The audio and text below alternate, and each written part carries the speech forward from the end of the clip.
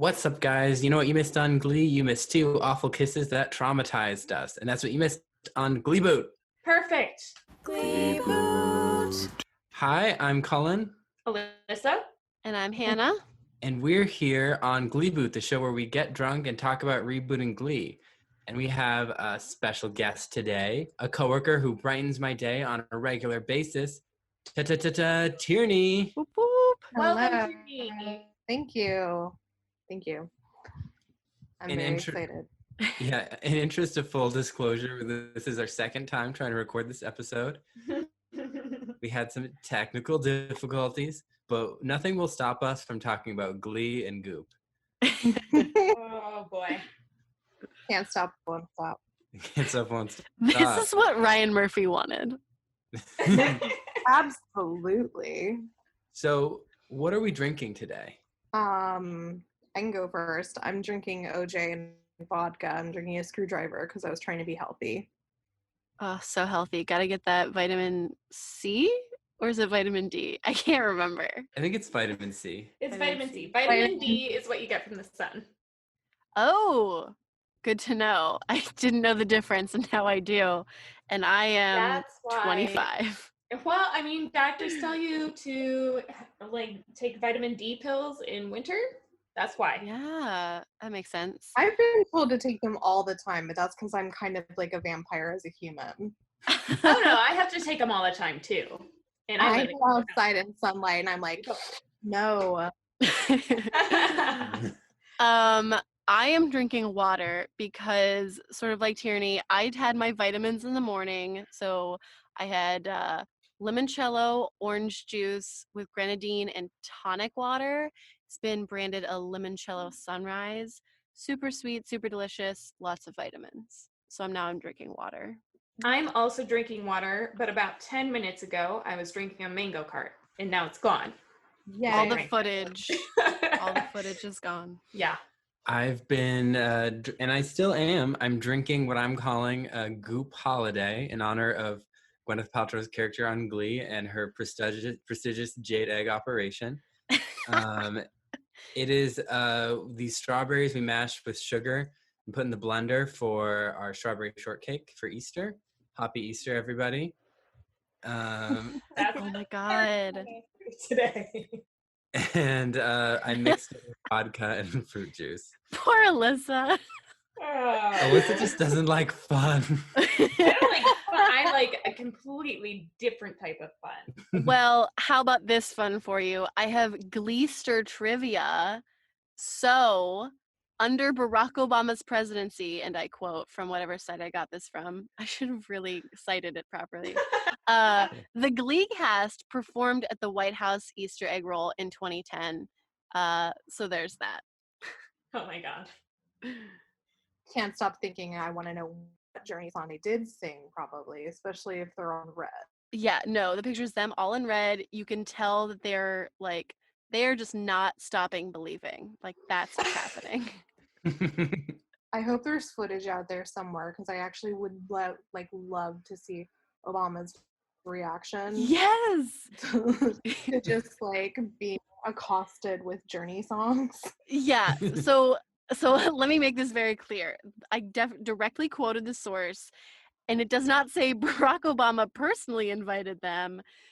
It just, under his presidency, someone invited them. They thought it was a good idea, and Obama's probably like, who are they? Who are these kids? All I can imagine is these Glee performers on a really rinky-dink stage in the middle of the White House lawn, singing songs that no one is paying attention to, while a bunch of little children who probably shouldn't be eating that much candy are running around trying to find Easter eggs. That's it. That's all I can see. That's America. Yeah. That's why I see it. Ain't that America? America rolling their eyes so hard for Will Schuester trying to rap. Oh, uncomfy. So Tierney, what is your relationship with Glee? I watched the entire series. I watched it from the start to finish when it came out back in 2000, was it 8 or 9? 2009, yeah. 2009. It was my first Ryan Murphy experience. Oh, yeah. I'm sure it was most first Ryan Murphy experience, which I feel like if you watch his stuff now, it's like, okay, now he's gotten a little more confident with what he's done because this was a little more compared to what he does very confident. confident. He knows what he's doing. Yeah. But no, I watched it from start to finish. I watched like all of it because I was totally into French Woods. It's in upstate New York. It's Hancock, New York. Yeah, I don't even know where I was. It was amazing. When I went, it was like performing arts and circus. Circus? Circuit. Yeah, it was amazing. It was like the best experience ever. I actually looked it up when we were like in between this because I was like, I wonder if like anyone actually did, like so many people to that camp. Just like anyone you can imagine.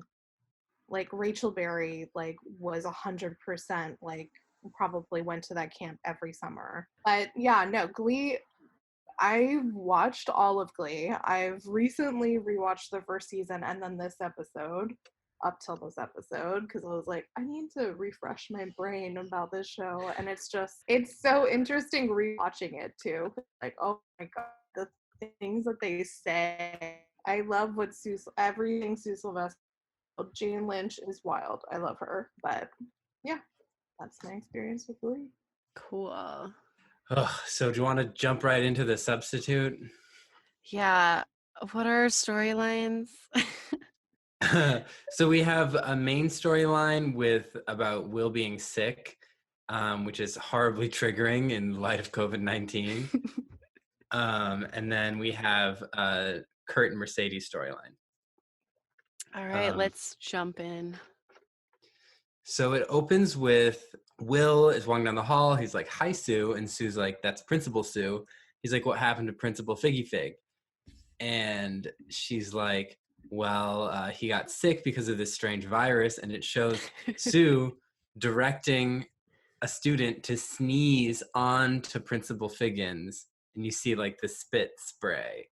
Oh, yeah. Which is so gross. Disgusting. I had to reassure myself that it is not actually spit, it was just a spray bottle. In real life. I'm still like picturing like Ryan Murphy or whoever directed it being like to the actor, like, okay, you have to conjure a sneeze, here's some pepper, and then this other actor who plays Figgins, we need you to open your mouth. Social distancing, guys. Yeah. Yeah. And it's like they use that picture that's still too of like Sue standing behind the girl in the mask, like ready to like just like, you know, like unleash her disease on Figgins. Like, well, it's so interesting because I feel like the mask and the gloves are supposed to be overkill, and it's supposed to be funny because it's overkill, and we're just like, you're not wearing enough layers. Yeah. No, like we have to look at this through a COVID-19 lens, which is bananas. And yeah, I was definitely like, why is everyone standing so close to each other? That is not 6 feet away. Sue explains it too. It was like some disease. It was some disease that she just like imported basically, and like infected this poor child, and then unleashed it on Figgins. Yeah, it was like something for like monkeys, and I was like, yeah, is this supposed to be like bird flu? Like, is that what it's kind of playing off of? I don't know. Maybe. So Sue yet again puts children in danger to like crush Will Schuester. Because after she's principal, she's like, net order of business, destroy the Glee Club. He's like, I thought we were friends. And she's like, I got boring. The writers are like, yeah, we're bored of this too. And the audience is like, yeah, us too. And then Will gets sneezed on, and then he's out sick, and he's watching a show about scallops in his bed, sneezing. This is after, sorry, I skipped. He has... Oh my God, his hallucination. His hallucination of the entire Glee Club as toddlers. The little Mercedes was like the cutest person ever. Yes. Are you okay, Mr. Shoe? It was so cute. They were all adorably cute, but I have to say I was kind of like upset about the scene because it was Mr. Shoe in a room with a bunch of toddlers, and I was just like, no. Yeah, like happen? what possessed his flu-racked brain to like think of them as toddlers? Like, does he think of them like that subconsciously, that like they're so helpless, which is really condescending. Yeah. I mean, they are high schoolers. True. Some of them say a lot of stupid stuff. Like, what was it that Rachel said? She was like, her little kid Rachel. What did she say, Cullen? I want to use sectionals to explore the oeuvre of one Bernadette Peters. And then Brittany's retort was, I want to go to Paris and visit the oeuvre. Which I missed the first time. Yeah, that kid, like, I literally wrote, I was like, okay, Brittany's kid says something I can't understand, but I imagine that it's stupid because it's Brittany, and I love it. But if you think about it, it wouldn't be stupid for a kid that age to make that mistake. 100%. But we like, that's, oh wait, is it actually Brittany saying that, or did he imagine her saying that? Is any of this real? Is this whole episode a hallucination? Oh, please. Oh, God. Yes. Let's just say that it is. My dog just joined our podcast as well. Welcome. Oh, a pod dog. Pod dog. I love it. I can hear her little Snorts. Yeah. I have a Boston Terrier, so she's very. Oh my God. That dog has a lot to say. And I second everything that your dog has to say. Yeah. So Will is now back home. He's surrounded by tissues. He's lying there sick. And the neighbor got so annoyed with him constantly calling for help that the neighbor called Terry, the terrorist, over. Mr. Shoe is not a functioning adult. And I think I can explain this by the fact that he went straight from living with his mother in high school to marrying his wife. But he cannot take care of himself while he's sick. I think I just love the position of him lying flat on his stomach, like not even like positioned correctly on the bed, just like he just like let it all go and just fell in one position, was like I live here now, this is my home. Yeah. I gave up. My life is over. Yeah. Everywhere, I care not of anything, this is it. Silly man. And then, but just in case you think Will's terrible, Terry's always there to remind us there's a greater evil. And that evil is baby talk between adults. And but Terry what's worse is it's baby talk about a butt thermometer. Yeah. She's like, oh pull baby's pants down to get an accurate reading. And you're like, oh. She like, speaking of goop, she like gooped that thing up too. Oh. With what, Vaseline? The Vaseline. Yeah. Not good. I didn't realize there was an actual reference to goop in this episode. Amazing. I'm gonna try and make all of them. Oh my God. Do you Goop. think that's where Gwyneth Paltrow got the idea for the name? Like, she's really gooping that rectal thermometer. Goop, that's such a good idea for my jade egg trafficking.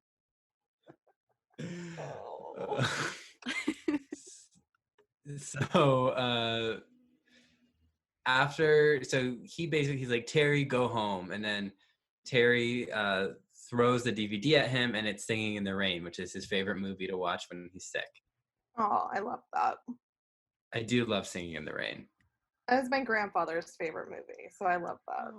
Aww. I don't know if I've seen the whole thing through. I was just going to say the same thing, Alyssa. I was like, I don't have an opinion. I only know some of the songs. I don't think I've ever seen it. I think I've seen like clips of it, but I don't think I've ever seen the whole thing. Gene Kelly is just like phenomenal. And Debbie Reynolds was in it. Yes. Oh, wow. Yeah, I definitely haven't seen it then. Yeah, so back at the school, Rachel is starting to run Glee Club, and her version of running Glee Club is writing me with a period on the board and being like, let's go around and say what songs you want me to sing at sectionals. And Santana. Santana's like, let me at her. She literally goes all like, what is it? Like Lima West Heights Lima Heights, adjacent. Lima Heights adjacent on her. I was like, yeah, Santana. And everyone just like holds her back. It's so Yeah, good. she like literally jumps. I feel like she like tries to jump and they all like hold her. Oh my god. If I was in that classroom, I would let her do it. You were one of the people on the outskirts who was like, sure, I don't care. Well, And then, first of all, she probably would have taken me by surprise, so I would have no way to have held her back. But then True. second of all, I'd be like, all right. I mean, Rachel did just come in and write me on the dry erase board. Let her have it. Yeah. That sounds fair. So Kurt decides that they need a substitute. So he asks the Spanish substitute, who is we get a brief narration about how as a substitute teacher, she tries to make things fun. And we see like Mike Chang peppering Finn and Puck with like paper airplanes and like balls of paper. And it's some peak physical comedy there. Oh yeah, it was real ha funny. One of the things I loved is that she came in hot with that Spanish, and I was like, whoa, she's a better Spanish teacher than Will. No, I'm going to be real here. I forgot that he was a Spanish teacher. 100%. And I was like, oh, she's subbing for the Spanish teacher. Oh, Got it. Yeah, no, that's valid. That's totally valid. Because I don't even know the last time we heard Will speak Spanish. Like, was it to Sue's maid? It actually might have been, yeah. What is that, episode 3 or something? Yeah, I think it was. We don't really ever spend time in like the actual classroom of Will Schuester. No. Because he's not a real teacher. I love that whole scene though. Like, I don't know, because the intro to her is just like this 1940s, like, and they're singing Conjunction Junction. She's like, it's so. What was it? Kurt was like, you taught my English class and I thought you were phenomenal. And then it cuts to that and she's got like one of those stand microphones, but she's wearing like a cocktail dress and somehow she has backup singers. And I'm like, what's happening? It's amazing. If she was an actual substitute teacher, she would be like the best substitute teacher. I think that's like the point. Yeah, like she is. She just like does not give a shit at all. She just gives no fucks whatsoever. She's like, you guys can do whatever you want. I'm going to give you this test and nobody cares. And this is great. I love Kurt, like at one point, and it's like such a minor moment, but it's like so hilarious to me for some reason. Like he's sitting next to this total stoner kid and he just turns to him and he's like, is this real happening? Like everything is a fever dream and nobody knows what's real and what's not real in this. And he's like, you smell homeless to me. Yeah. And I'm like, that is outrageous. These kids are vicious. They're cruel. It's because Will never stops him from saying things that are offensive. Mm-hmm. They just feel entitled. Like, spoiler alert, like what Holly says later, they just feel entitled to what they have to say. So. Yeah. So Holly is leading her Spanish class. Holly Holliday, played by Gwyneth Paltrow, Oscar Award winner. Yeah. And she's having them talk about Lindsay Lohan in rehab. Speaking of insensitive. And very, very like old. Such an old reference. And Kurt asks her to sub the Glee Club, and she's like, oh, I thought you never asked. I'm so excited. And then they find out that Kurt got them a substitute, so Puck like butters the floor, and they're like, oh, we're gonna switch names. And then Rachel falls on the floor, and she's like, at least I didn't fall and break my talent. I love that. Okay, I have a question. Did anyone else's classmates do this to substitute teachers? Butter the floor? No. Like, well, I mean, just like play tricks on them. Well, so when Artie was like, we're going to swap names, I was like, yeah, like that definitely was a thing we would do. But other than that, like it was never anything physical. It was just like, we're going to pretend to be other people. Like that was kind of it. I don't even think we did that. I think I don't ever remember. Definitely never remember like buttering the floor. Guys, I think my high school was really uptight. Yeah, I think mine was too.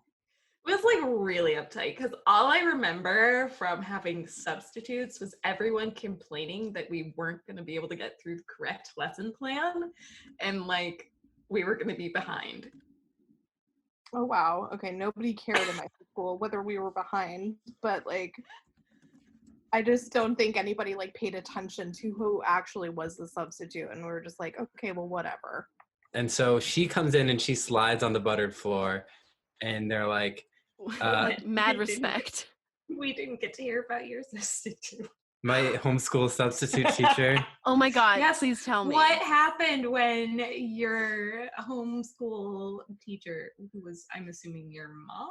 Yeah, homeschoolers, I never had a sub, but I would take classes with like, and when homeschoolers had a teacher that wasn't their mom, some of them just were not, they just thought all teachers were mean. And I'm like, just because she makes you do homework doesn't mean she's mean. Like, I'm like, she's just a normal teacher. Yeah.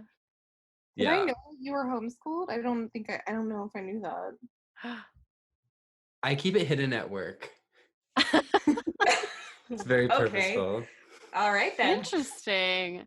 I think in general, I don't bring it up until it comes up, because then people like assume stuff about you. So then it's like easier once they already know you.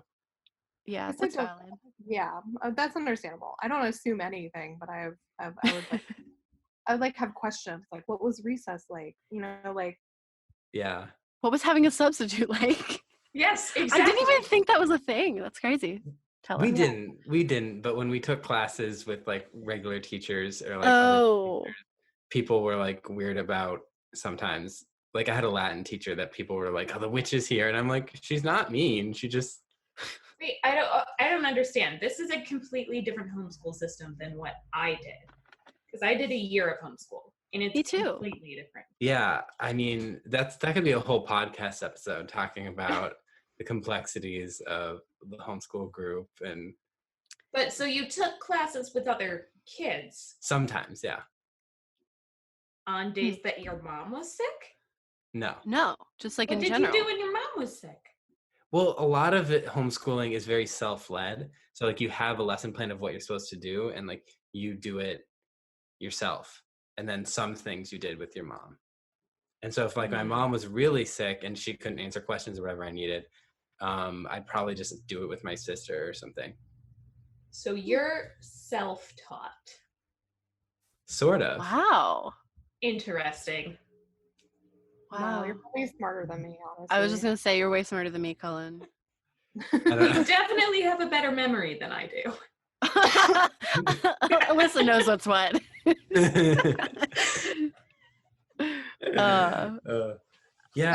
Yeah. So I never had a substitute like Gwyneth Paltrow though. So Holly Holliday, Gwyneth Paltrow slides in on the buttered floor and is like, "Hey, what are your names?" And Puck is like, "I'm Finn Hudson, the quarterback of the football team," and Santana's like, "I'm Rachel Berry, his loud girlfriend." And Brittany is like, "I'm Mike Chang," and there's just this cut to Mike, and he's just like nodding, like, "Good job." It's like, she nailed it. She got my essence. And she's like, "Those aren't your names." And she's like, "It seems like the songs you did at regionals where you gotten last were someone else's favorite songs. So like, let's relax and like, let's do class outside or go to Taco Bell." And Rachel's like, "We need to make a set list for sectionals." Pause. Rachel is me. Yeah. Rachel.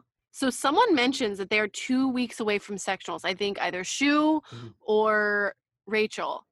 But then she goes, "We need a set list." I'm sorry, what? You're 2 weeks away from sectionals? You don't have a set list? I was floored. I mean, we already know the timeline in this thing, and like they automatically just understand songs as soon as they look at a sheet. So They either need to never talk about how far away a competition is ever, or just like constantly be redoing numbers for me to believe anything. But no, like I blew a gasket when I was like 2 weeks and you don't even have a set list. You don't even have an idea of what you're gonna do. I feel that. I couldn't. Yeah, and but Holly Holliday is just like, well, what songs would you like to do? And they're all like shocked, and she's like, oh, you don't get asked that a lot, and it's like fair. And Puck is all like, he doesn't listen to me when I want to do CeeLo Green's "Forget You," and so we get a rendition of "Forget You." Yeah, so this is like the first time when they do a cut back to Shu where Puck is like, yeah, let's do that song. And Shu goes, there has to be a Journey song we haven't done, guys. And I'm like, wow, the show hates itself. I love Santana too, though, because she's so sassy. She's like, Gwyneth Paltrow, like her Holly Holliday is like, oh my god, I love CeeLo. Yeah, CeeLo. And then Santana just looks at her and is like, what do you know about CeeLo? You're 40. Honestly, though, the She's a CeeLo pop cover was a bop. Oh yeah, I was didn't- having fun. I didn't want to be into it, but I was like, okay, I'm into it. Yeah, Gwyneth Paltrow, I'm pretty sure, sang the song at the Grammys. What? After this cover, it was like the cover was a hit, and like at some award show, they had Gwyneth Paltrow sing the song. What? That's crazy. All right, I don't have enough time to unpack that, so let's move on. Yeah, so Paltrow likes to sing, you guys. I mean, remember, she did that country movie. Yes, so Country that actually has a Strong. lot to do with another song that she does. I don't remember what it is, but I remember seeing a bit of trivia, so I'll have to find that. But yeah, like I didn't realize she was even a singer. Like I remember watching this episode when it aired, having remembered none of it, but like I didn't realize she was ever a singer. And To be then fair, she's not really. true, very true. Like she sings words in a melodic way. Right. Yeah. So she's a hit with everyone except Rachel. And Who's Rachel scowling through her Well, bangs. Rachel's jealous. Yeah, That's yeah, why yeah. she doesn't like her. It's not for any other reason. Well, yeah, I don't know. At first, I read it as that like she was just mad because she just didn't get her way, and then she obviously has like that talk, and I'm like, oh, okay. I think it's because she was just jealous that, she couldn't run the room anymore. Yeah. I think it's that and like her like need for order and like control of everything just breaks down when this wild child comes in and is just like, let's get tacos. Yeah. Yeah, so they all go get tacos, and then we see Rachel visiting Will while he's sick. And he's like, who even put her in charge? And she's like, Kurt got her. He was jealous of me. And Rachel's all in a mask and gloves. And I was just like triggered. Yeah, I was literally, I literally wrote triggered. And then she takes it off. And I was even more triggered. I was like, no, put it back on. Yeah, she takes it off to talk. And I'm like, you can talk in a mask. Yeah, she's clearly just like, we can't hear you, Rachel. You have to take off your mask. And then all of a sudden she's like clear as day. I'm like, okay. Like, we live in the era of COVID-19. We know how to talk in a mask. If you don't, you got to get that checked out. Debunked. Mythbusters over here. Yeah, so she's like, every day that you're here, she's there, and the Glee Club is going to like her more, and Sue likes her more too, because it cuts to Holly and Sue, like, drinking red wine, and they're like, Hoarders is good, but Animal Hoarders is better. Said only those two human beings. And she's like, oh, just so they're just chilling, and Rachel's like watching through a window like Kurt did to Finn and his dad. It's a Glee problem. They watch each other through windows. Everyone loves a good lurk. That camera move to follow in on it, it's so good. Yes. So Rachel is upset and wants Will to come back. And so then we cut to Rachel, and later Rachel's in the hallway, and Holly Holliday comes up to her and is all like, Rachel, and Rachel's like, Rachel's like, I'll have you know that I have a bruise on my right buttock from gangster rap musical chairs, and I'm going to go on record to the school nurse today at 2 p.m. or whatever. And Holly's like, Rachel, you suck. Yeah, I was like, wow, that was incredible. I love that. I love that. Like somebody stands up and is just like, you suck. Like you really do. And like she just looked so relieved when she said it. And she's like, I used to be just like you, holding on so tight to everything. And Rachel's like, well, what happened? And she's like, I got punched in the face. More on that later. So she's like, well, what's something that you would like to do? And she's like, I want to do a fun upbeat number with dance beat. And it cuts to her asking Shu to do that. And he's like, good news, I found another Journey song that we haven't done yet. Oh. And so Rachel and Gwyneth Paltrow, Holly Holliday, sing and all that jazz, and everyone goes wild. It's Nowadays. It's like I can't remember the full title, but it's Nowadays from Chicago. It ends with all that jazz though, right? Well, it's the whole number is called Nowadays / something else, and it does like the whole thing ends on that bit. Yeah, like end scene. Yeah. I was upset because of the production value, which I will rag on later as well. The production value was equal to that of the Oscar nominated, I don't remember if it won, movie. I'm upset because if they're supposed to be so poor, how can they afford that whole the lights, the costumes, and then also they brought in fake guns, and I thought that was inappropriate coming from another future lens. For sure. Yeah.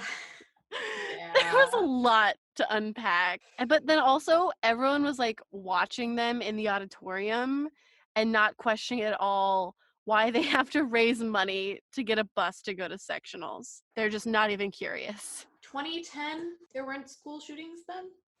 No, there were. No, there were. It wasn't, I don't think nearly as big of a Not as prevalent. thing. Yeah. Interesting. Mm. There definitely were, because I'll date myself. I graduated in 2006. Yeah, 2006. And there was, I won't get into it, but yeah, there was definitely, towards the end of my high school experience, it was like buckling down on a no bullying. So then watching this show a couple of years later, I was like, wait, what? Oh, interesting. Yeah. So it might even have been slightly dated at the time that it came out. It definitely was. Yeah. But still, the production value was upsetting. And deeply. It was. And it's not the only one in this episode. Oh, no, it's not. No. I blew a gasket the last 2 minutes of the show. That's where I really ramped up. I told them earlier, Tierney, that like I didn't have many notes, and then all of a sudden, like, I don't know, minute 39 kicks in and I had a lot to say. We're not to minute 39. Hold it back. I know. Reel it back in. So many. I'm like, what? Yeah, that was glamorous, Rachel. It was very glamorous and expensive, and everyone watching was very into it. Yep, and they're like, this is a duet with a teacher. We're never going to do it at sectionals. That was a waste of time. So it was just to placate Rachel. Yeah. And then Sue decides that everyone likes a substitute better because Will comes back. He's like, oh, I forgot. Okay, so we have to do Baby likes his soup. Oh, no. Also, oh, no. He has a dream with Mike Chang. His dream number with Mike Chang. I don't even have any notes on it. Oh my God. Because he's so good. Like that's a whole song. They did the whole song. It's a whole, frankly, waste of my time because I don't care about Shu. Mike Chang was excellent, though. Yeah, Mike Chang was amazing. They do a note from that. I was like, Shu, calm down. Mike Chang, you're excellent. Exactly. So while Shu is sick and we assume sleeping, he has a dream in which he and Mike Chang perform. Make him laugh from Singing in the Rain. Gotcha. Yeah. It's basically just that. There's no other context to it. Nope. It's just a dream sequence. So Mike Chang has some really great comedic value at the very beginning of the song, and then I hated the rest of it. Oh no. I zoned out. I didn't like, and I think this might have been because of choreography, but it was just not funny, which is Wow. really bad for this song. Yeah. No, I also didn't think it was funny. I thought it was fun because I was focused on Mike Chang. But I yeah. think it's dated because it's like it feels like old man humor in a way, like because it's so dated in the choreography. Well, there's because it's physical humor is like really hard to do correctly, and if you really want to watch really good physical humor, go back and watch some silent films. I still laugh at those.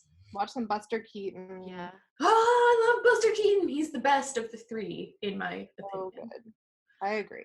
Yeah, this didn't really have any of that really great physical humor, though I could tell that's what they were going for, which was maybe like what kind of put me off about it, because I was like, you're trying, but you're not getting there.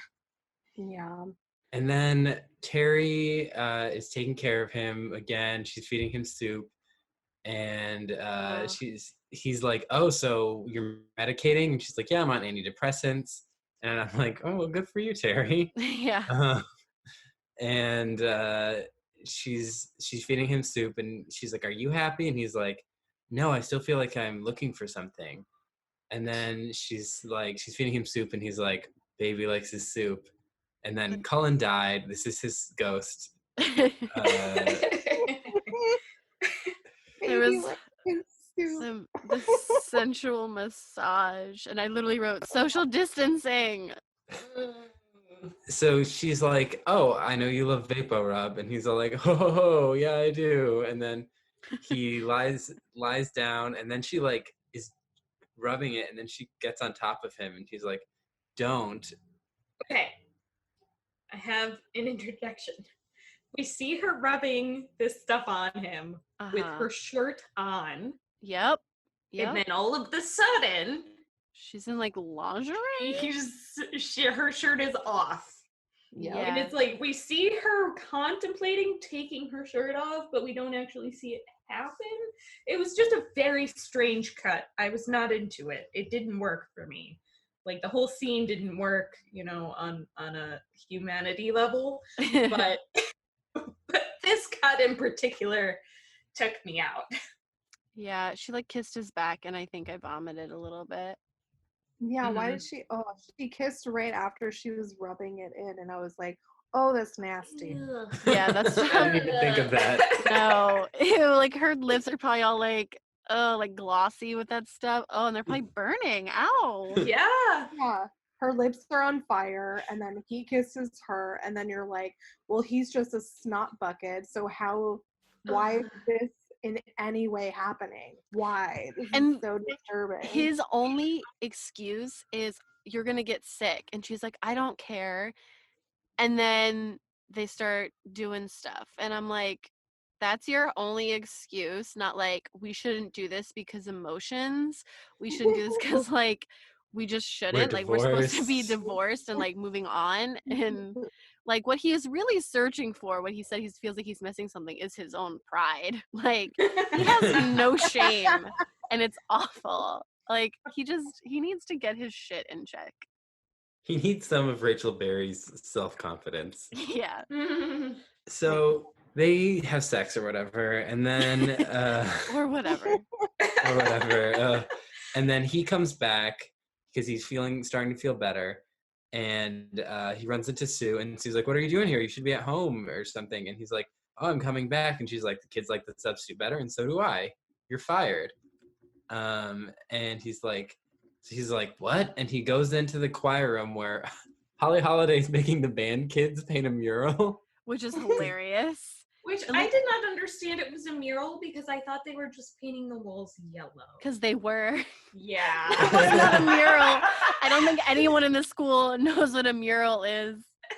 It was just, they were just repainting the walls. Maybe she's never taught art before, so she has yet to reach what a mural is. And Will walks in, and it's this great scene of men's fear of women replacing them in the workplace just crystallized A into la a scene. post-World War II. And he's like, the body isn't even cold. And she's like, oh, you must be Will. Sorry you had to meet like this. And he's like, if you thought I was a great teacher, you wouldn't take my job. And she's like, the economy sucks. Like, good teaching jobs are hard to find. And I'm like, Valid. Yeah. Well, also when she was defending her teaching style, and a lot of what she had to say was relevant. For sure. I literally was like, she's trying to relate to children as people. And like Will tries to relate as a fellow person, but I think he just like forgets that they are actual people. Mm. And he's so focused on what he wants to do. She seems to be selfless in a way that's like, I want to get them engaged in a way that makes them happy. And I think this conversation is supposed to get us kind of on Will's side. Did you get that feeling? I was on her side, and it could just because I was like, yeah, I see what she's saying, and I also hate Will. But I also think you're right. Like, I think it was supposed to make us feel bad for Will. Well, like his arguments about teaching were supposed to be better than hers, and I just didn't agree with it. Yeah. Well, because then also, like, she has to eat her words later, apparently, which we'll find out when we talk about it. But, like, yeah, it's very confusing. Like, I don't know whose side I was supposed to be on, but it wasn't Will Schuster's. Yeah. So, like, I feel really right up until the end, she's the better teacher. I think she is and she isn't. I don't know if she's going up against Shu. Explain the is or isn't. Well, because she is in the sense that like she's listening to the kids and actually trying to teach them something by also relating to their situation and trying to work with them instead of like working like on their own and like I teach you learn, which is you know like I'm big you're small, like that's that mentality. And I think Holly Holliday comes in and she's just like, well, I'm going to listen to the kids. I'm going to give them what they want. And it's like, not everyone should get everything that they want, you know, because at some point she does give answers to a quiz to Puck. Like she does some shady shit. Right. Yeah. But that all happens in a flashback. Yeah? No. Mm-mm. When does that happen? During the Rachel scene. When she's telling Rachel that she sucks, Puck walks by. Oh, yeah, that was weird. Okay, yeah. And she's like, let's skip class and go get Taco Bell. Like, she's a teacher, and she wants to be like your friend, though, as well. And I think there's a fine line of don't cross that line, don't be their friend. You are still an educator. Yeah. But then this is a Ryan Murphy show, so... Nothing ever sticks in a Ryan Murphy show. Everything's all wobbly and wobbly. Lines are crossed. Constantly and never endingly. Yeah. So after this, Mercedes gets in trouble, and we'll relate that to her storyline. But Mercedes her tots. Yeah, Mercedes and her tots. But Gwyneth, she's like, Sue is like, Gwyneth Paltrow, Holly Holliday, what do you suggest as punishment? And she's like, I was going to suggest clapping erasers, but you're mostly dry erase. And Sue is like, you have no idea what you're doing, do you? And she's like, no. And she's like, also berets are so out, because she's wearing a beret. Wearing a newsboy cap. It was a confusing choice nonetheless. I couldn't tell heads or tails of it. I'm like, to be fair of the times, did I have a newsboy cap? Oh, true. I also did. I know I did. I still have one. It's hanging on my door. We're talking about out? Yeah, they're out. But they may be back in, so keep hanging on to it. You never know. Yeah, see? As Avril Lavigne would say, Alec in Glee, keep holding on. Yeah. Gotta bring it back to Avril. Always. Always.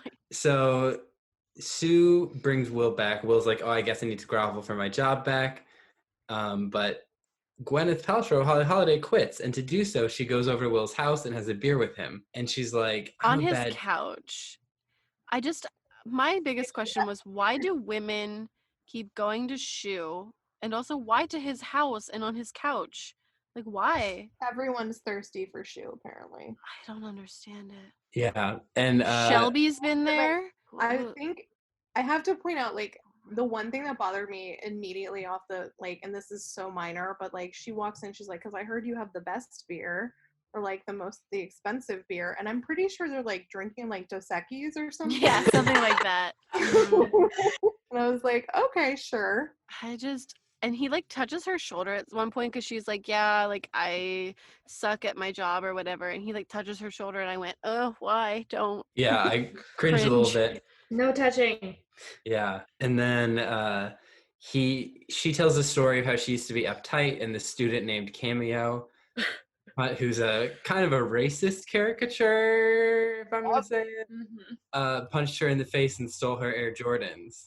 Which was Really not a racist. great button line. Didn't like it. Not a fan.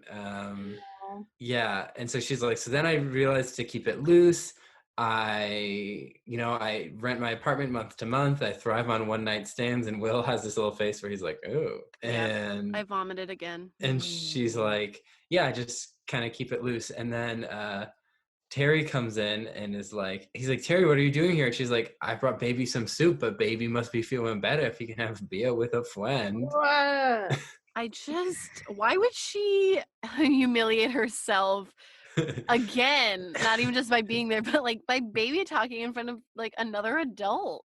Yeah, how is that okay in How any does- situation? I feel like that like, only okay, people can have whatever, whatever they want to do, fetish or whatnot, by themselves, not with company. like the only way I would see that embarrassing Will is because she's acting ridiculous, not because like he's like, oh no, that's our thing. Like it's literally just because it's ridiculous for her to do that. So I'm like, what purpose does she have to do that? Also, like, Terry comes in hot too. Like, she Yeah. comes in like fist ablazing, like ready to fight with that soup in her hand. Like, who's this bitch? And then at the same time, baby talk, and I'm like, that doesn't go together. You don't use baby talk in all your confrontations. Oh, please, can we see that? I really just want to see someone get into a fight, like, with a random stranger and start baby talking. I mean, that is a good way probably to confuse the other person. Yeah, throw them off their rhythm. Yeah. Yeah. Everything she does is gross. I don't know. And then, like, basically, this sort of ends with Shu being like, Terry, don't come back. And I was like, I bet that's us to the writers, just being like, please don't bring her back. Just let her live under her boulder. Yeah. It's this like moment where he's like, sorry, I was weak, I was lonely, and you were there, but don't come back. And it's like this moment of like righteousness, and like Gwyneth Paltrow is trying to leave. He's like, no. And so she's like awkwardly standing there out of focus in the background, just like dying. And I'm like, me too, Gwyneth. Oh no. So uncomfortable. Yeah, an inadvertent reference to the movement that she helped start and take down Harvey Weinstein. So proud of her for doing that. True. Yeah, what a legend. We still have Will Schuester, and he is annoying. I just think that, like, Terry is obviously coming in hot and the worst, but he did sleep with her. It's just... like, he confused her. Like, And that's right valid. before, Yeah, the night before. It's not even, like, later. It's like, yeah. she's like, that's not what you said last night. Or she says something like that at one point. And I'm like, wait, this is literally, like, the next day. And he literally is like, I knew it was a bad idea the moment it started. And I'm like, then why didn't you stop? Like, you have self-control. We had an episode about that. Like, At the same time, Terry's crazy, and we all know this, and nothing happened. Like, Shu's sitting on the couch with a random person, Yeah, drinking a beer. It is crazy. That's it. It is crazy to just assume that it's his new girlfriend or something. Yeah. Yeah. Yeah, I guess. And, like, she's crying? I don't know. That is not quite sexual to me. It didn't come off that way. I guess it was supposed to be Terry like ruining their romantic connection building for all the shippers out there. Oh, was that a romantic connection that was building? Oh, I didn't realize. I didn't feel the romantic connection other than Lil Schuster just like heavy breathing. I feel like he had more Um, sexual tension with his beer than he did with her. Exactly. Yeah. With his Dos Equis. His Dos Equis high class beer. I don't think I will say this for in defense of Terry, and I hate that I have to defend anything about that crazy, but I will say like the torment that he put her through with his emotional cheating throughout the end of their marriage. True. Yeah. Probably, and like has obviously put her into therapy and all other things, and that she's like working towards, but at the same time she's like still new to therapy, still new to trying to fix herself if she even really is. Yeah. And also that she's like traumatized from the emotional cheating between him and Emma previously before their marriage ended, and she probably is like any woman that she sees Will with at this point, especially since they just slept with each other, is probably super triggering. Yeah, absolutely, 100%. Very true. So fair. Yeah. In which case, she probably shouldn't be at Will's house. Yeah. No one Hopefully, should. No one. no no one one go should. there. No one. Don't be drawn in by the Dos Equis. That neighbor did call her. The neighbor is the real winner in all this. The neighbor was like, get me out of this. Never see. Yeah. Yeah. So Shu comes back to Sue and is like, do I have to beg for my job back? And she's like, no, it's one thing I learned as president, and he's like, principal, is you can't force public opinion. And the kids like you based on all the treacly whining I heard as they came into my office. And it's cuts to all the kids being like, oh, Mr. Shu's the best.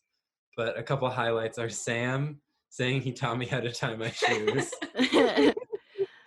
And Brittany saying he taught me the second half of the alphabet. I got stuck after M and N. I felt they were too similar and I stopped. One of the highlights, not really a good highlight, but it was Puck, who said he's the only teacher that ever touched me, something like that.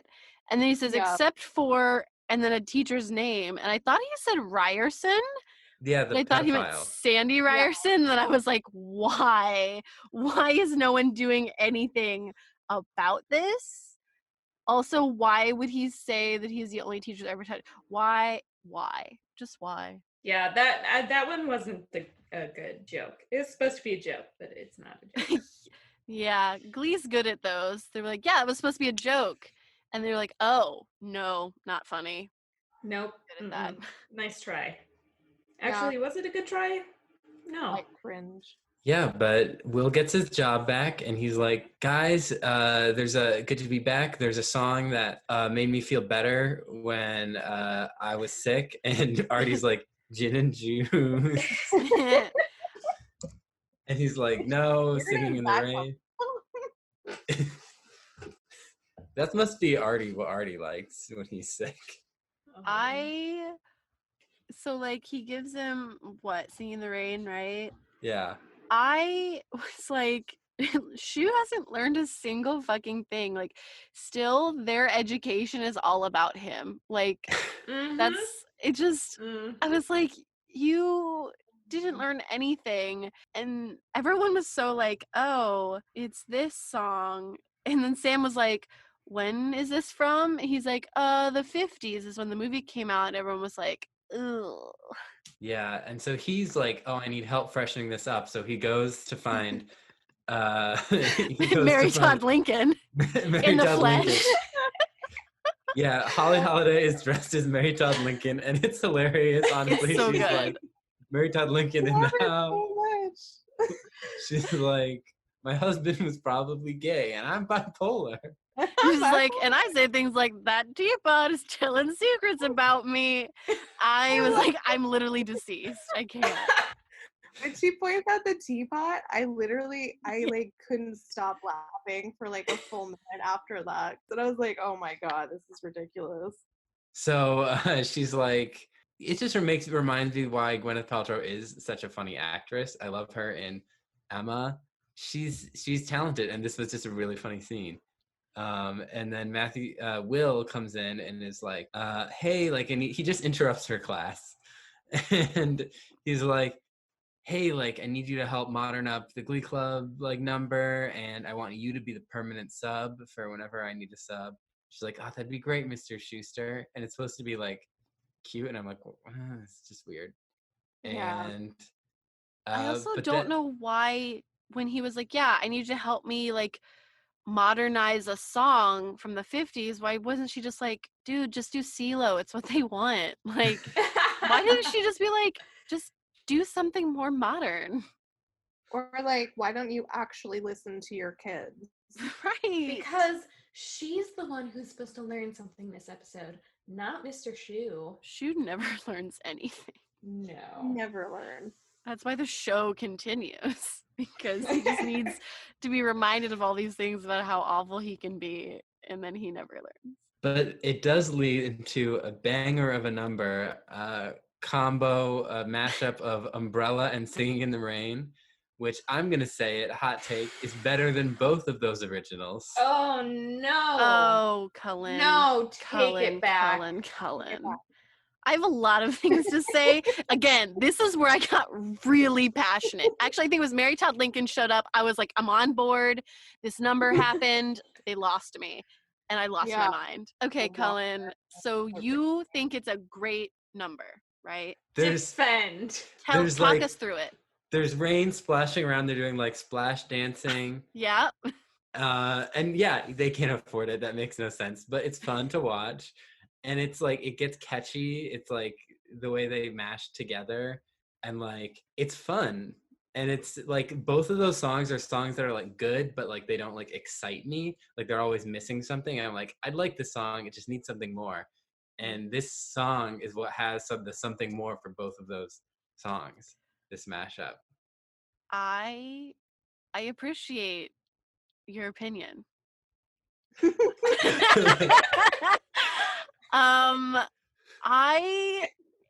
I hated it so much. I'm so sorry, Cullen. What?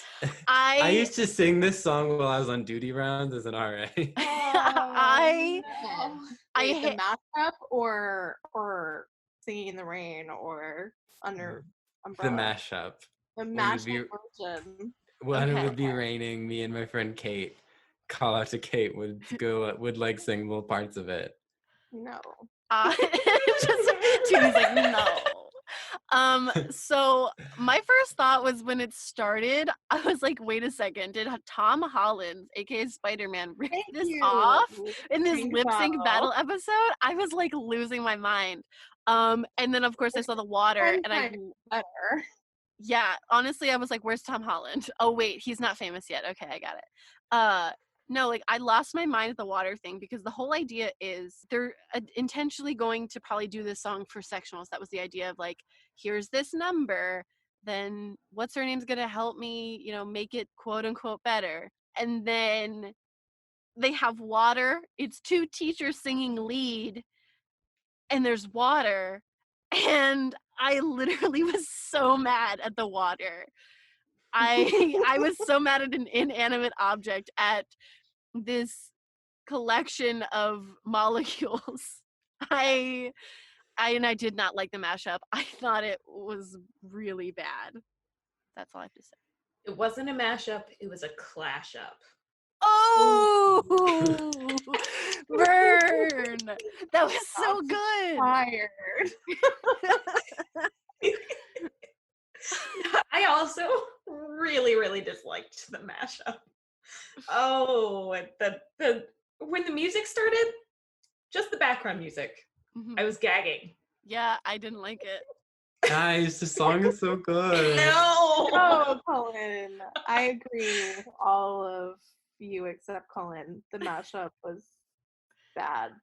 I think it's just they're too different, and the way they try to go in and out of both the songs together did not mash up. Yeah, like it's physically a mashup because they put two songs together, but That it really mixed wasn't with done well. like the upsetting production value that they obviously would not be able to afford. Because here's the And thing, like they have to redo the whole number for sectionals. They're not gonna have water. They won't be able to afford it. They're gonna be like in like rain costumes, and it'll kind of make sense, but it won't be as like cool. Like I think the choreography is definitely cool. Right. Fun to watch. Yeah. Mhm. Maybe It was mostly could fun be to in it. watch. Somebody in the editing room thought they were cool for a second and did that reverse with the Oh yeah. water I shooting noticed and that. coming back. Yeah. And What I was like, that? what the hell? Why? Do you think that was like an like on purpose, or do you think it was a mistake? Oh, Like they accidentally hit I a button? 100% That was think totally it was on on purpose. purpose. Oh God, I hate It was on that. It was purpose. like, look how cool this is. I'm gonna do it, guys.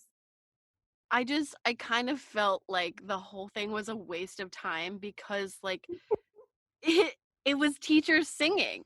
I'm like like they're gonna have to redo the whole number and it's not gonna be as interesting, but the number itself is just Well, you know, like production value wise, this would have been hella expensive to do I was in real screaming life. about that. Like for the show. Yes, I was screaming. I So literally expensive. was like screaming at my boyfriend, like, do you know how expensive water is?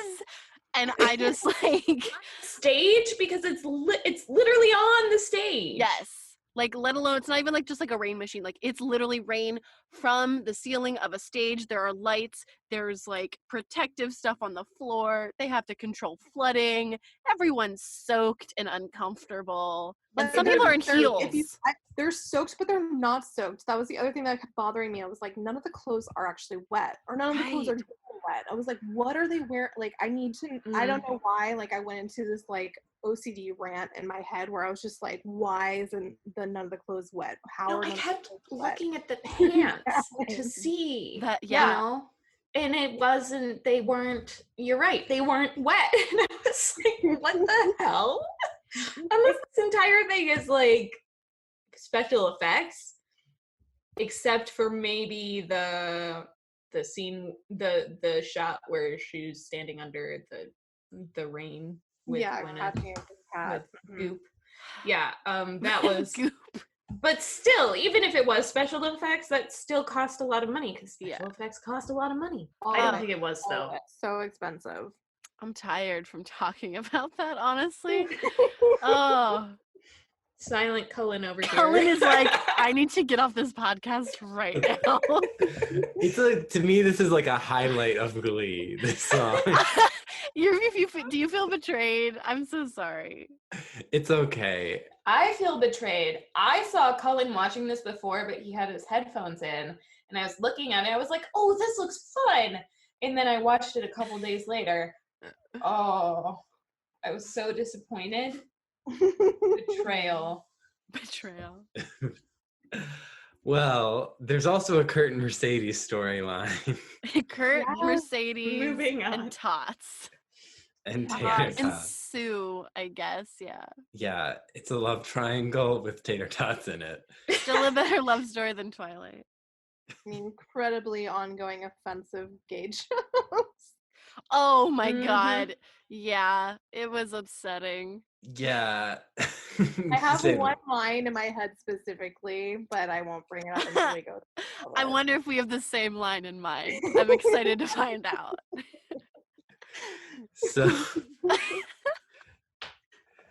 So it starts with Kurt and Mercedes in the lunchroom or in the cafeteria, and they're upset that Rachel's taking over Glee Club. So Kurt gets the idea to invite Holly Holliday, but she's like, "Oh, we can talk all about it at bowling." And Kurt's like, "Oh, I won't be able to go bowling.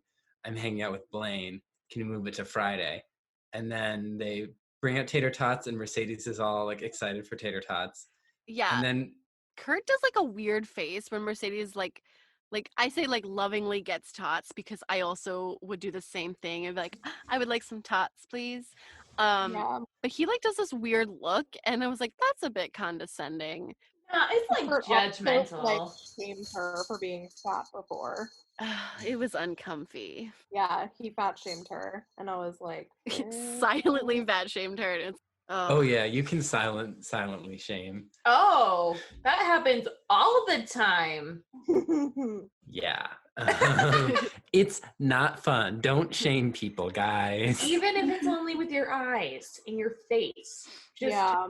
wipe your face off your face. Wipe Mind your your face on your business. face. Mind your business. Appreciate her love for tots. Yeah, I love tater tots too. They're so good.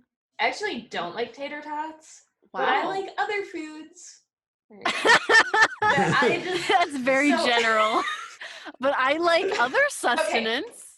Well, at first I thought what they were pouring into the thing was like popcorn shrimp, and I was all for that. So I just replaced the entire thing with popcorn shrimp. All right, yeah. So okay. So tot Yeah. / popcorn shrimp. Not here for the tots, here for the popcorn shrimp. Yes. That's an upgrade. Yeah. Yeah. It's an Yeah, upgrade. that's a fancy school lunch. So there's another scene where later Kurt is once again blowing Mercedes off, saying, "Oh, like Blaine got us tickets to see Rent at the community playhouse, so we can't hang out Friday." And then she's upset because he's like, "Did you get tickets for all of us?" He's like, "No, he'd only score 2." And then she sees tater tots and she gets excited. And then the cheerleaders come and they throw it all away because Sue earlier was upset because she walked into the locker room. I said the football room. The choir room, the football room. Yeah.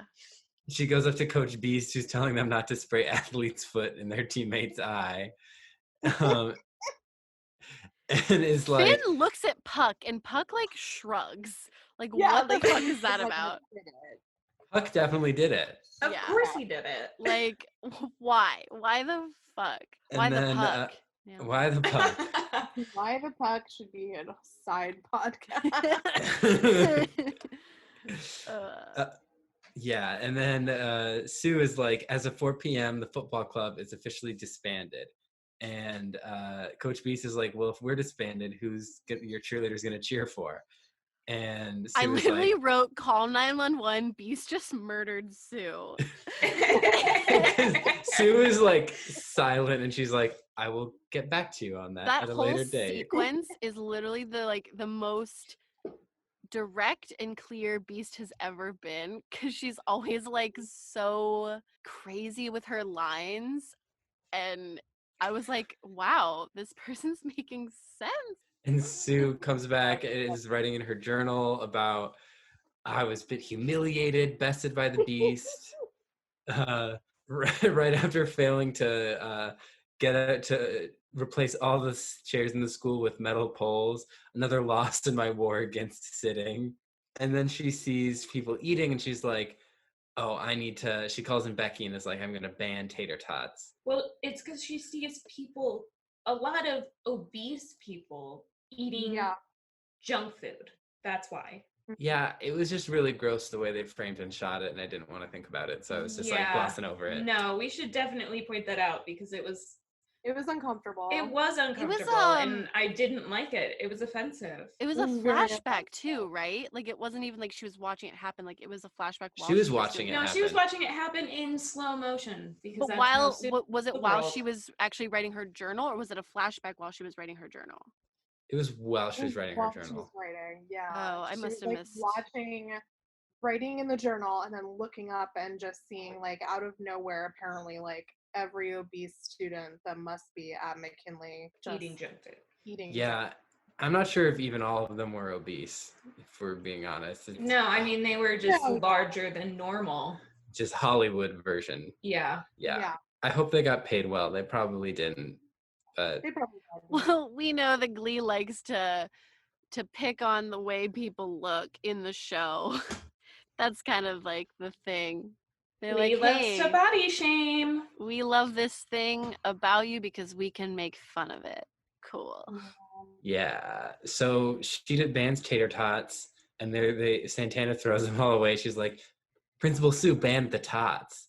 And Mercedes is like, she can't do that. And she bursts into the office and is like, how come you ban tater tots? And Becky's like, you don't have an appointment. And Sue's like, let her talk. And she's like, nutrition at the school is abysmal. She holds up broccoli. What is this? And Mercedes is like, a toilet brush. And earlier she's like, earlier I showed this to Brittany, who began to whimper, thinking I had cut down a small tree where a family of gummy bears lived. One of my favorite Glee lines. And she's like, yeah, nutrition at the school is abysmal. We need to ban the tater tots. And Mercedes is understandably frustrated at this. And But she's also like, Sue makes a good point that like, okay, maybe they could provide healthier options, but like it's not that the school's only providing tater tots, which is what I didn't understand. I was like, Yeah. why didn't they just like tater tots once a week? Like, there you go. Yeah. It Because just it's didn't make sense. Sue. True. I mean, don't even see the other food that they're offering at the school. They could have a full fucking salad bar and we wouldn't even know because they just Exactly. focus on tater tots. Well, by the way that Mhm. like Kurt looks at Mercedes getting tater tots, I think there's got to be other food because Kurt has to be eating something at lunch, and he clearly is not into tater tots. Kurt, I'm going to say it, hot take, bad friend this episode. Oh, super Oh, bad friend. yeah. Yeah. Let's continue with it and like say how bad he is. We got more coming. So Mercedes is at Breadsticks with Kurt and Blaine, and they're talking about things that might be stereotypically seen as conversations that gay men have. That was a great way to put it. 'Cause they're talking about like Prop 8 and Don't Ask, Don't Tell, and Mercedes is zoning out. And then they're talking about like Patti LuPone and Vogue. I like that, like, okay, so Blaine does actually like, oh my God, like we're talking about our own things. Like, let's talk about something you would want to talk about. Kurt, knowing Mercedes and having been really good friends with her for at least a whole year, is literally like, let's talk about our favorite Vogue covers. And it's like, in what world would Mercedes ever talk to you about that? Like, Yeah, that's a bad friend move. Yeah. anything in pop culture. Yeah, and she could, Literally. they could actually let her start a conversation. Yeah, that's also a Surprise. thing. Like, Whoa.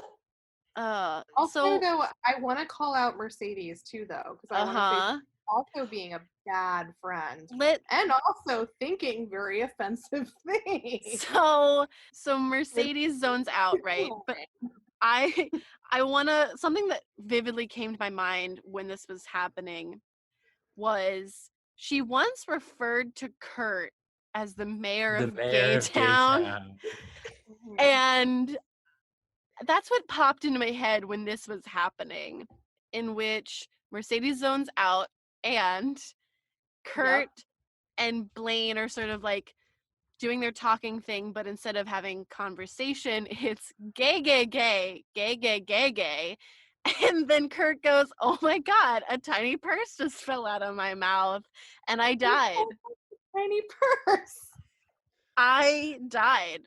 That's it. That was the line. That was the line. I was like, whoa. Okay. Yeah, that was, big upset. Big upset. Yep. Super uncomfortable. That was.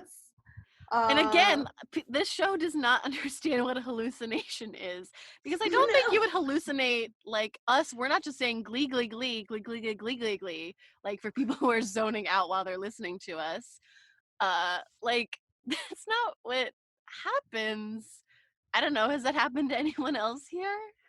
Well, technically hallucinations can happen in any of your 5 senses, but you wouldn't really know it's a hallucination unless somebody told you or it was really off the wall because you think it's real. I don't know. It's like the version of it's Glee's version of the womp womp womp womp womp womp womp womp. And I was like, yeah, well, this is deeply offensive. I have But no I guess idea. it's okay because one of the show's creators is a gay man and like they're poking fun at stereotypes, but they're also reinforcing them? Question mark? I don't know what's happening. Yeah, I think that's like the biggest issue because like part of me stands by and goes, well, okay, the creator's gay himself, so he openly obviously is talking a lot about gay storylines and like there's other things with like the stereotype of like a bully that is also gay that is in the closet and like like that's a very. I thought that was honestly. I think that character is like a lazy like character. Are you talking about Karofsky? Yes. Yeah. Yeah. Because I'm just like, okay. But then I think about it and I'm like, well, at the time when this came out, was there really that many other characters like that? Right. I mean, you have to start somewhere, but Right. Unfortunately. yeah, it doesn't mean the starting point is ever Like- really a good place to start. It was so uncomfortable and so over the top to literally say, like, oh my god, I opened my mouth and a tiny purse fell out. Like, Yeah.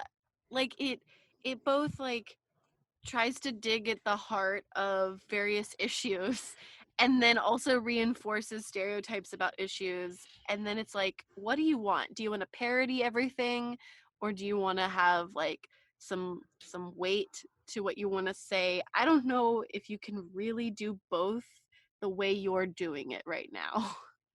I think it was like, I didn't think it was necessary. I thought it was completely unnecessary. And I think you can still have her being upset with losing, not like losing time with her best friend, Like, and show it in a completely different way. it would have been, I feel like, more effective, because obviously like I come away with that being like, wow, Mercedes is also kind of awful. Like if it had just been like her watching them talk and just silence, that would have been more effective, and like she's lonely, like she's separated from them, not like, oh, they're gay, I'm not, I have nothing in connection with them, ? Like, Yeah, because I think like they both are coming from a place where it's like you can understand why she's upset, you can Mhm. understand why Kurt's upset. Like he clearly explained it to her in the lunchroom, like, I'm not trying to like replace you or anything, I'm just trying to like, this is something that I've never had, that I finally have a connection with somebody else that understands me. yeah. And it's not a negative towards her, it's just like, calm down, bitch, like literally you can't be that person for me, like Mhm. it's just impossible. Well, I mean, I think this show seems to think that nobody can have friendships and everyone has to be in a romantic relationship, as we'll talk about in the next scene. Yeah, so Kurt tries to set Mercedes up with a guy, and she's like, oh, is it because he's one of the only 5 black guys at this school? And Ooh. it's basically revealed that, yeah, that is why Kurt's doing it. Yeah, because he's like, oh, my Mhm. research didn't really pull up anything other than he was in like a club that is based in being African American, and it's like, cool, Kurt. Nice, Kurt. Good job. Although when we panned over to him, he was a very attractive man. Yeah, I was like, all right, Mercedes. Very attractive. Yeah. Yeah, so because Kurt's like, yeah, look at what your dating life, and she's like, I can't do this anymore, and I can't do this like foam fish sticks, and she writes tots on this giant piece of paper that she suddenly has, and she stands up and holds it up, and everyone starts chanting tots, tots. I think my favorite part of the scene was Kurt's reaction. Yeah, he was He like, was like, oh my God. my God. He's a good actor. Yeah. He had a lot of those moments in this Mhm. particular episode that I was laughing.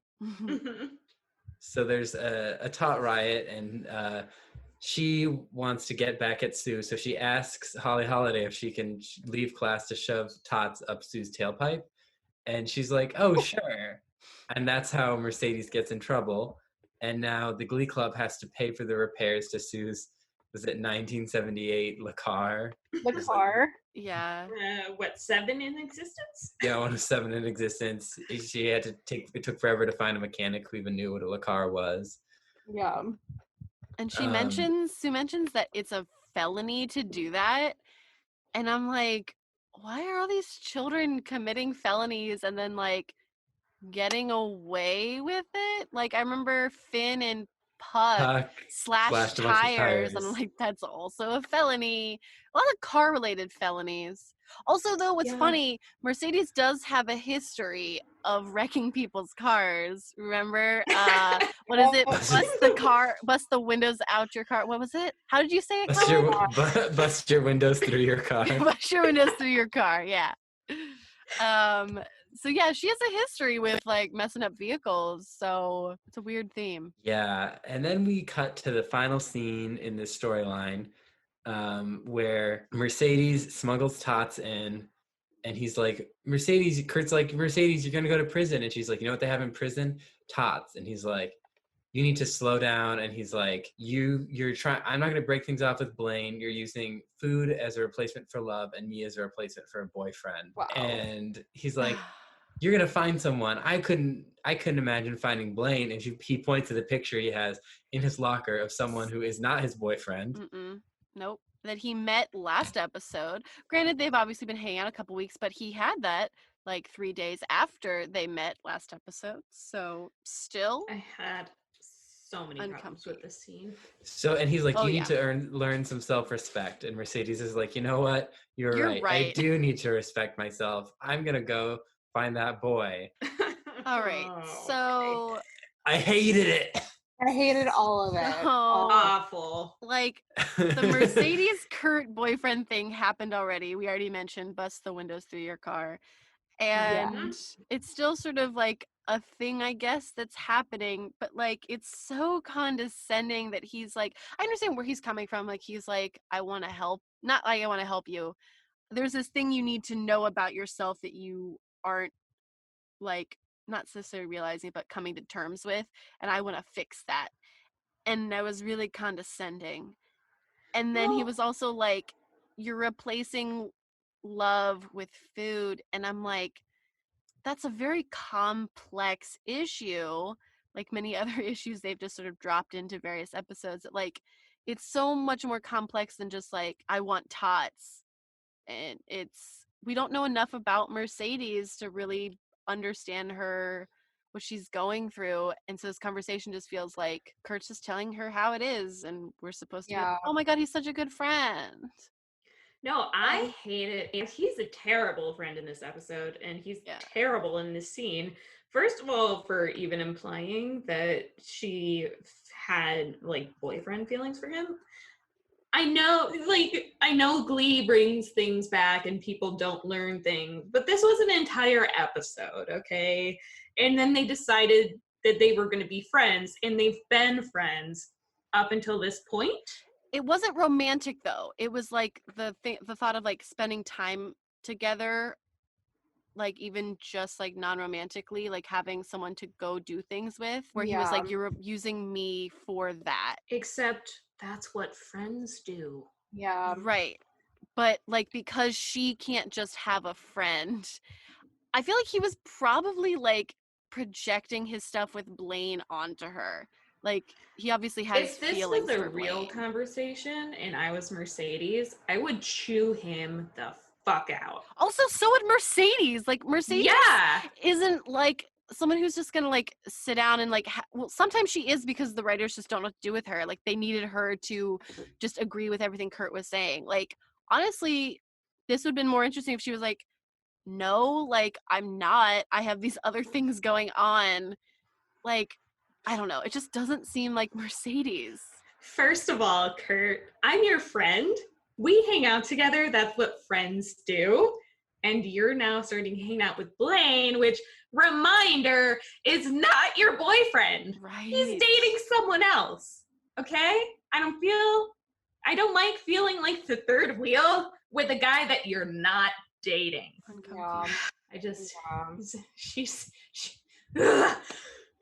Tierney, what are your thoughts? Well, overall, my takeaway of Mercedes, especially in this episode, but in the show in general, from what I'm remembering and rewatching too, is just like, they never know what to do with her, and they never really get her character correct, because she's one of the only like minority characters in the entire story and in the series, and she just like, especially in this, they point out like so many things that like she may not understand, but also don't focus on the fact that like she also doesn't have that many other friends, and Kurt is supposed to be like her closest confidant, and he just basically bails on her.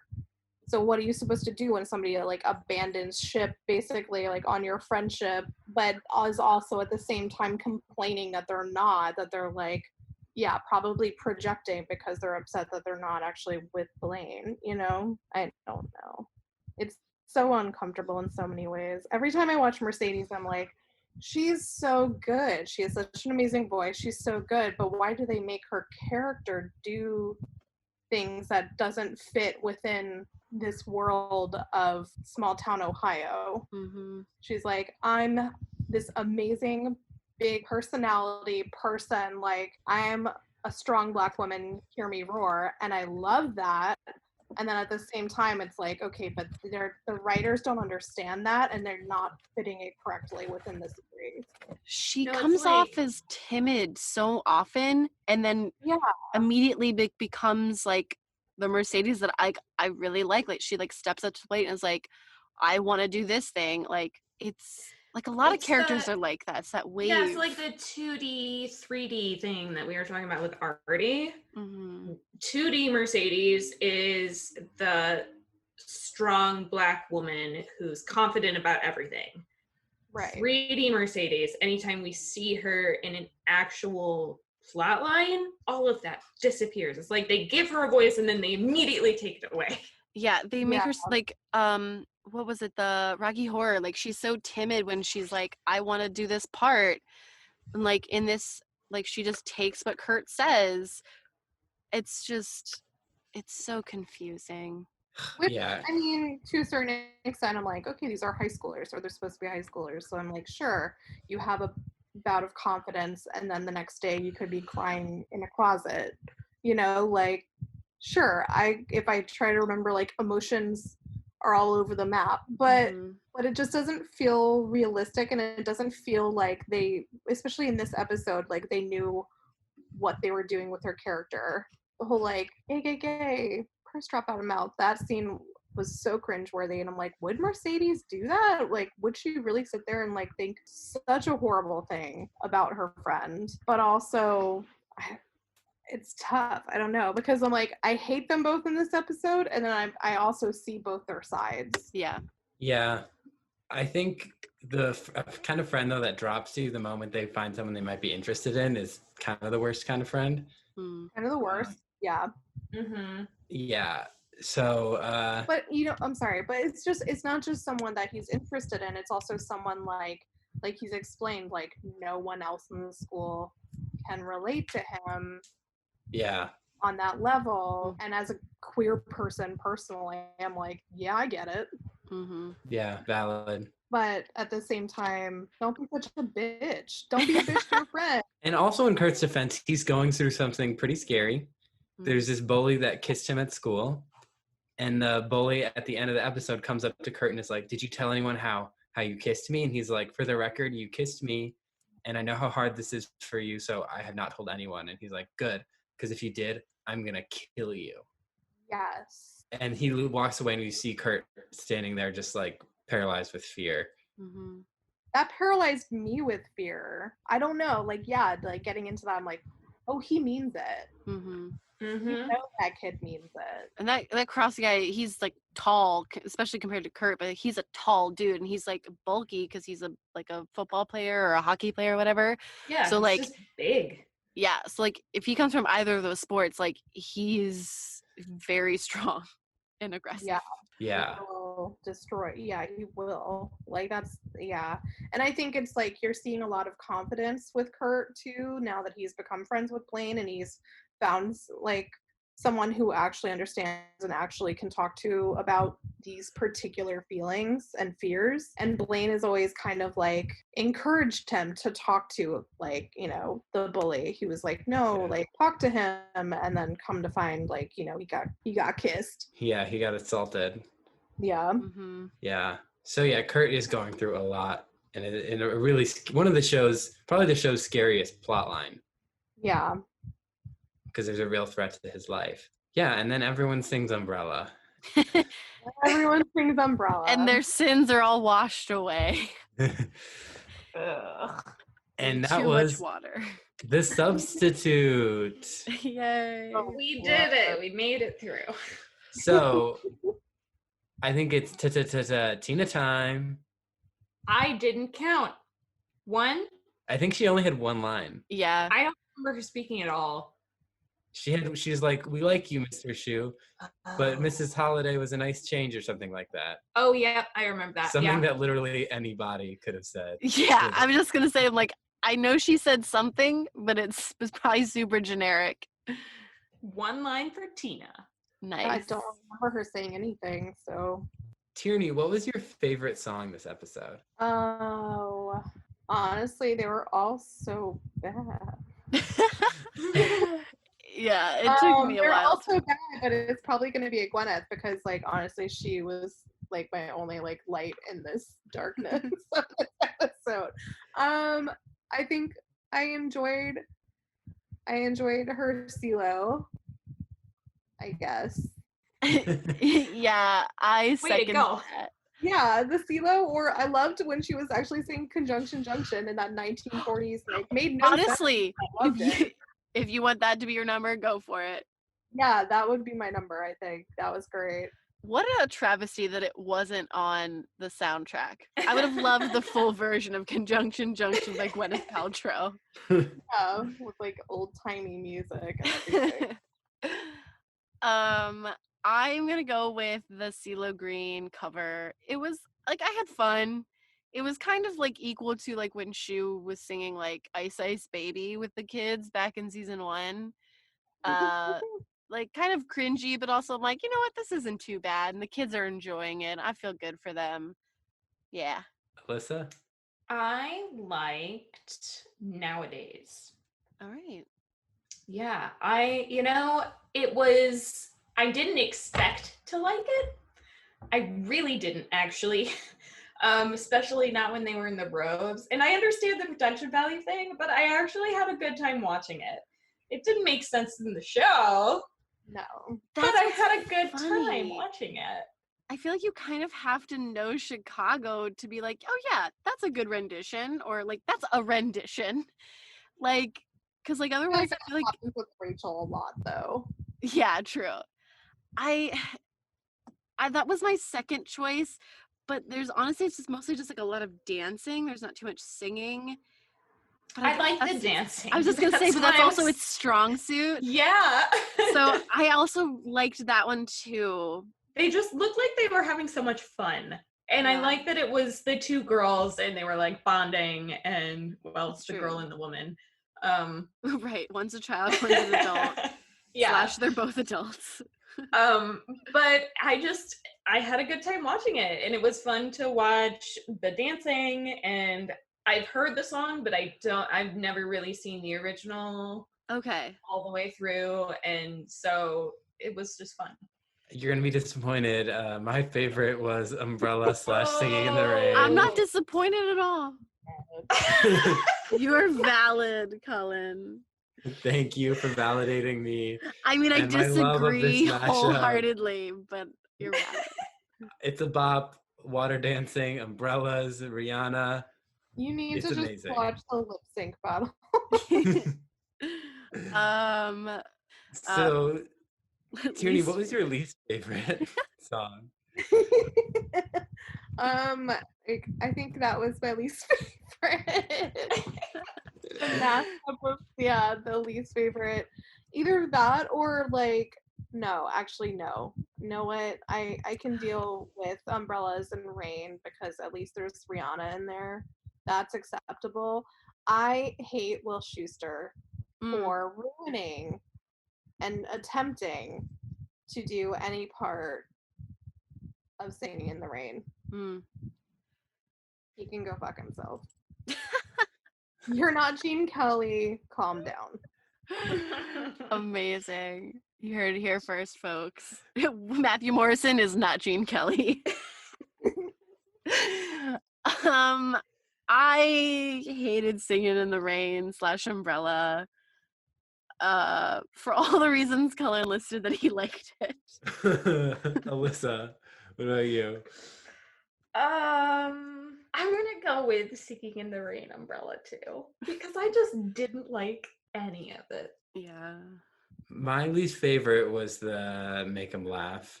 I loved Mike Chang, but it had too much Will Schuester. Yeah.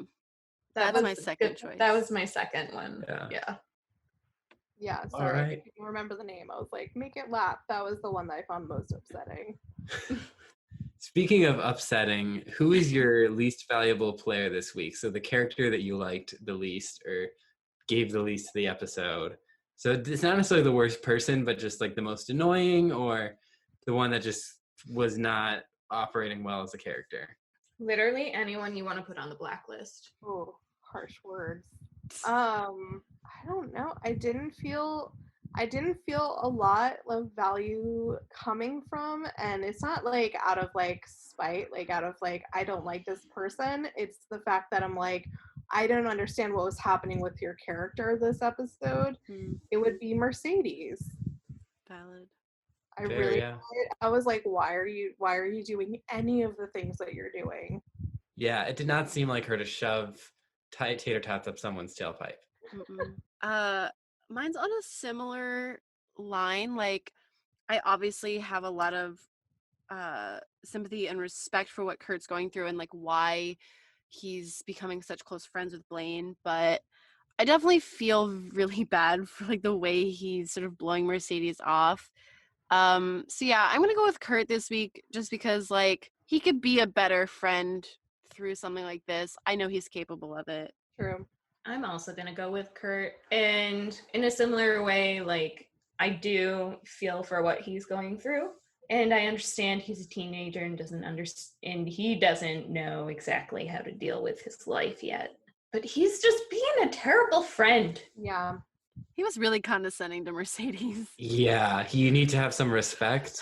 But also Mercedes was really mean. I don't know. Yeah. Yeah, they were both horrible. Can I put both of them on there? Yeah, you can do that. I mean, we already got one of each, so. Like, 1-2 punch. yeah. It's just the fact that I'm like, they're both horrible. They're both like on a level horrible. And I don't know. The only thing that holds me back is like the fear of Kurt being threatened by death. My least favorite can be summed up in one of the lines this character had. Baby likes his soup. I'm going with Will because what he did to Terry, like Terry is not a good person, but what he did to her was not good. And he reciprocated her weird sick baby thing. And I didn't like that. I just feel like the Vine where it's like, don't kink shame. Kink shaming is my kink. Ah! Yeah, so going to Will this week. I know I probably gave it to him like last week or the week before or something, but I feel like as a series as a whole, you can say that Will Schuester is probably the worst. Yeah, if he doesn't make it onto anyone's list, it's an automatic honorable mention. Yep. Yeah. So Positivity Tierney, who is your favorite character this week? My favorite character? I think my favorite character this week, just because of how crazy she is Sue Sylvester. Okay. She's just, like, because she's just so, the amount of things that she does in one episode. She takes over as principal. She, like, infects, like, she basically, like, takes out the old principal by, like, disease. Biological warfare. She plague inks him. It's insane. And then she, oh my god, putting that like Nixon poster up. And then, like, we didn't even talk about that. I don't want to talk about it. The amount of crazy that she emoted in this episode was phenomenal.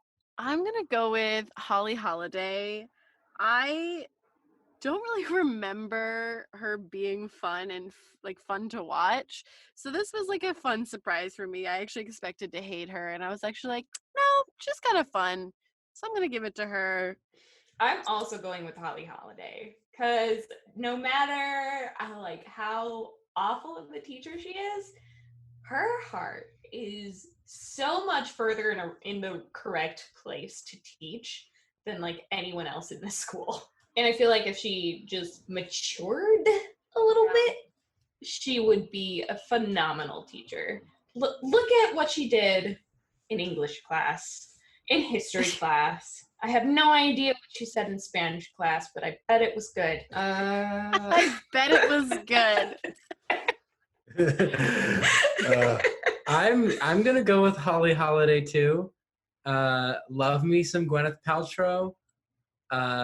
She's a great actress. I know she's a problematic fave, but she's my problematic fave.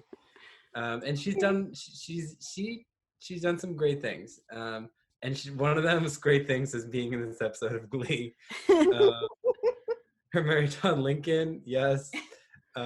Just she was funny and she was an interesting character, and she was probably the best guest star that we've had. Like, she was better than an April Rhodes or a Brian Ryan, because she didn't just exist. Like, she came to at least her own conclusion. Like, Will didn't have to tell her, so at least she like learned on her own. So that's a plus. Breath of fresh air for sure. Mm-hmm. Oh wait, I do have a question for you guys because I want to know. I had to do the quizzes too. So what? Oh yes. What is everyone? Because I self-proclaimed to you, Cullen, before I even did those quizzes, like what I think I am and what I ended up with was completely different. But I'm curious what everyone else is. Okay, so I got Blaine as my Glee boyfriend, and then I'm also Blaine as a character. Cullen dates himself. Yeah, I did the same thing. I got Finn as my boyfriend and Finn as myself. Ha ha! You both date yourself. self-love, honestly, good for you guys. Empowerment. I am self-identified as Santana, and my Glee boyfriend is Artie. I have been peer identified as Rachel, and I got Sam as my Glee boyfriend. He's great. I love him. I love his like. He didn't take off his shirt this episode. It was interesting. He didn't. He only had one line? Yeah. Maybe like the two? shoelace line. The shoelace line, and then when did this movie come out? Yeah. Yeah. That's two lines. Oh boy. So, and before we wrap up, I have a 5-star review that I want to shout out from Allyssa324 called, it's a 5-star review saying, "For the modern Gleek, a must listen for anyone who grew up with Glee and is now 10 years later really noticing what a beautiful train wreck the show really was. Contains appropriate Will Schuester bashing and Tina revelry. 5 out of 5 would recommend." Yay! Thanks, Alyssa. I swear it was not me. It's a different Alyssa. It's spelled differently. Yes. Tierney, do you have any social media you'd like to plug? I mean, you can look on my social media if you want to. It's just Tierney Drach on Instagram. And I'm not private, so anybody can look. I don't really have any other I do have other social media. If you really want to stare at like pictures of my dog, you can look at her Instagram too. Yes. Oh my gosh. And then, should we put your new website on there?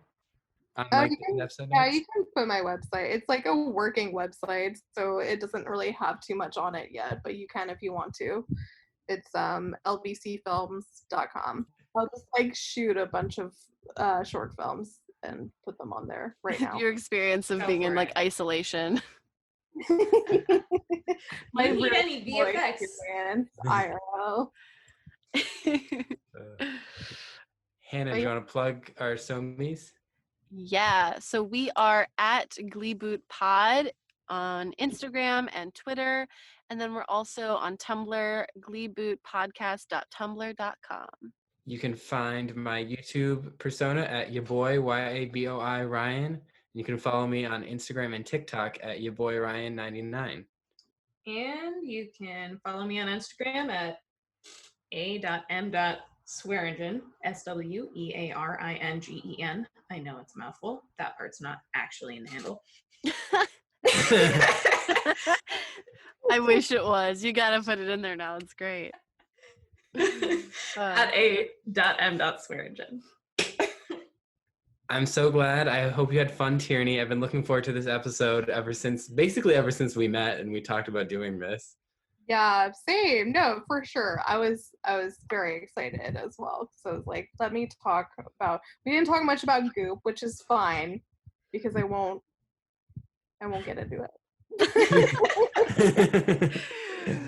Tune in next week for us to. Is it sectionals? I can't remember. Something happens. Oh no! We'll find out. Next week is the Furt wedding. The Furt wedding? What? The wedding of Carol and Bert. Whoa, Finn- spoilers! Oh. Cullen, why? That's the premise of the whole episode. It's not a But spoiler. this is a spoiler. Alyssa hasn't seen it yet. Do you read If you read the Netflix description, Why would I do that?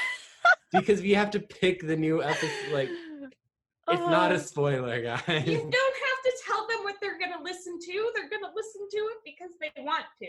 Well, tune in. Because you told them what it's about. Oh, that's our stay safe. episode. Happy Easter. Bye, guys. Bye. Bye. Bye. Gleeboot.